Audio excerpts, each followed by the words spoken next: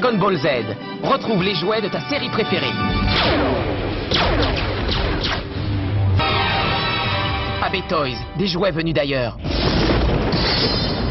Si tu veux découvrir les toutes premières figurines Dragon Ball Z qui sont sorties en France et en Europe, regarde cette vidéo jusqu'au bout.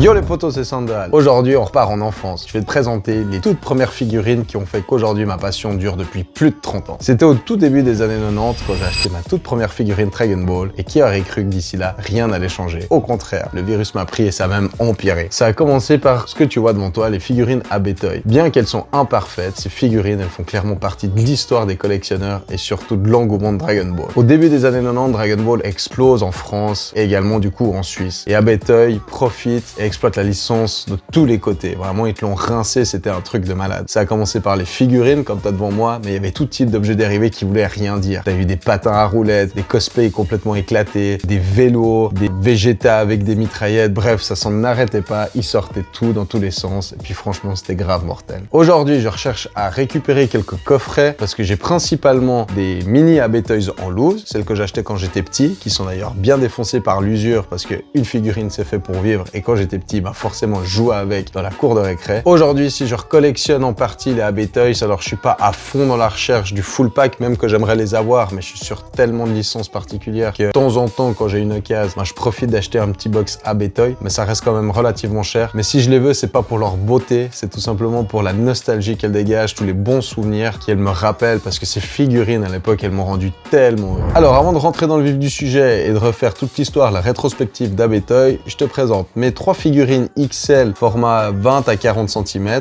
J'en ai 2 ici en loose plus un format en box parce que c'est quand même stylé d'en avoir une en box même qu'elle est assez défoncée la boîte. Je trouve dans une collection un bon moyen de présenter la collection. Il devait y en avoir environ une vingtaine, plus 2 versions bonus qui étaient parlantes, que je n'ai pas, que je kifferais avoir pour la collection. C'est tellement collector. Mais enfin bref, ces figurines-là, t'imagines bien quand t'es petit, et avoir des jouets de cette taille-là, c'est juste monstre cool. Enfin, j'étais grave excité. Deuxième format d'AB Toys en ma possession, les articulés qui faisaient environ 15 cm.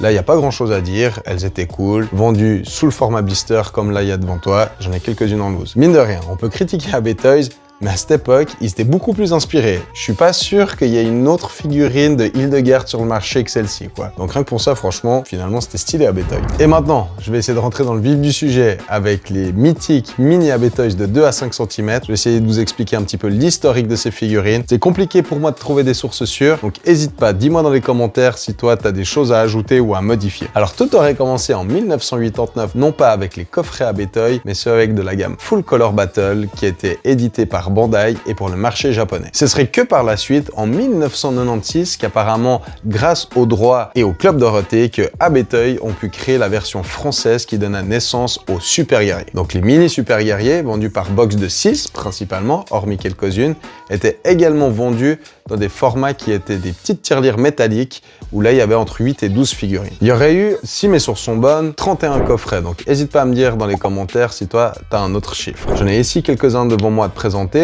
Juste avant de te montrer plus en détail ceci, il faut te rappeler un truc, c'est que les Super Guerriers, donc comme je t'ai dit, édités probablement en 1996 pour le marché français, a très vite été repris pour le marché espagnol sous la gamme Super Guerrero. D'ailleurs, j'ai un exemple là, c'est exactement les mêmes coffrets, sauf que tout simplement, c'est écrit en espagnol.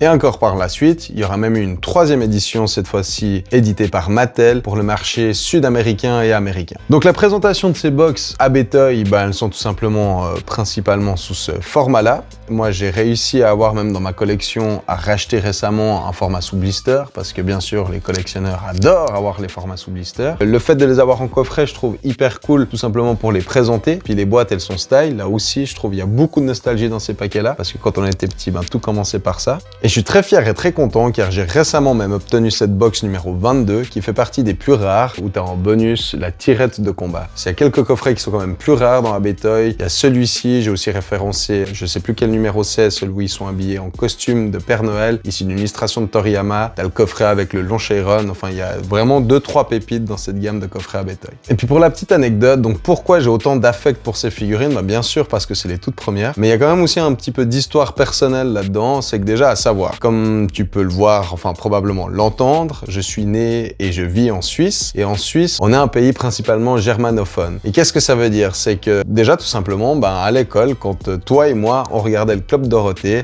80% du pays, eux, regardaient Frank Leinsch ou je ne sais quoi d'autre en allemand, donc ils avaient déjà pas TF1. Et bien sûr, vu que c'est la majorité du pays, dans les commerces, l'assortiment était fait en fonction de la demande du peuple. Donc nous, la petite partie française, n'avions quasiment aucune influence sur les étalages en marché. Et pourtant, un jour, je me souviendrai encore comme si c'était hier, j'étais dans le tea room de mes parents où ma sœur rentre de l'école et elle me dit « Hé Aldo, tu sais pas quoi? J'ai vu des figurines Dragon Ball à la Migros. » Donc imagine bien, j'ai vu des pubs à la télé, je voyais de temps en temps t'as 2-3 potes qui eux passaient la frontière pour faire des courses, qui arrivaient avec des trucs de ouf, c'était la même histoire pour les cartes, mais nous on avait vraiment encore que dalle. Donc je vais voir tout ça et puis c'est là que pour la première fois de ma vie je vois les coffrets comme ça, puis j'étais waouh, c'était une dinguerie. Je suis même quasiment sûr de me souvenir du prix, ça devait être 18 francs. Et pourquoi? Parce que je me vois encore ouvrir ma tirelire, j'avais une tirelire dans laquelle je mettais des pièces de 5 et je devais piquer 4 pièces de 5 pour aller m'acheter un box AB Toys. Et c'est donc comme ça que tout a commencé. Et j'ai même aussi celui-là, ce coffret qui est très important et très précieux pour moi, c'est le numéro 4 que j'ai rechopé en blister, donc parce qu'une fois de plus en blister, c'est l'état le plus neuf, le plus pur que tu puisses avoir, qui a tout simplement été, si mes souvenirs sont bons,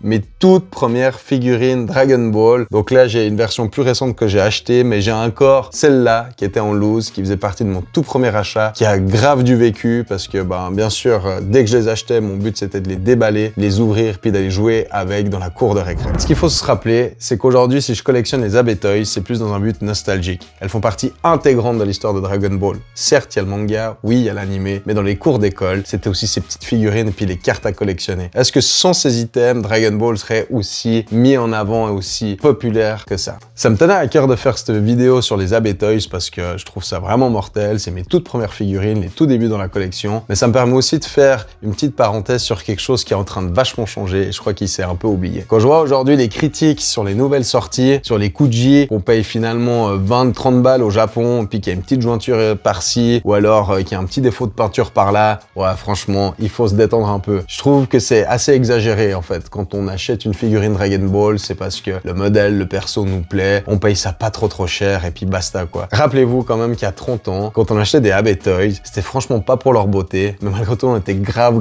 content de ça. Donc gardons cette âme d'enfant, gardons ce regard avec les étoiles dans les yeux qui font que Dragon Ball c'est ce que c'est et puis ça doit rester comme ça. Et toi, t'as commencé comment ta collection? C'est comme moi dans les débuts des années 90 avec les AB Toys ou c'est que c'est avec un autre item? Hésite pas, je serais curieux de le savoir, alors dis-le moi dans les commentaires. Et sinon, si t'as kiffé cette vidéo, surtout, oublie pas s'il te plaît, like-la et abonne-toi pour pas louper les suivants. Je te fais des gros bisous.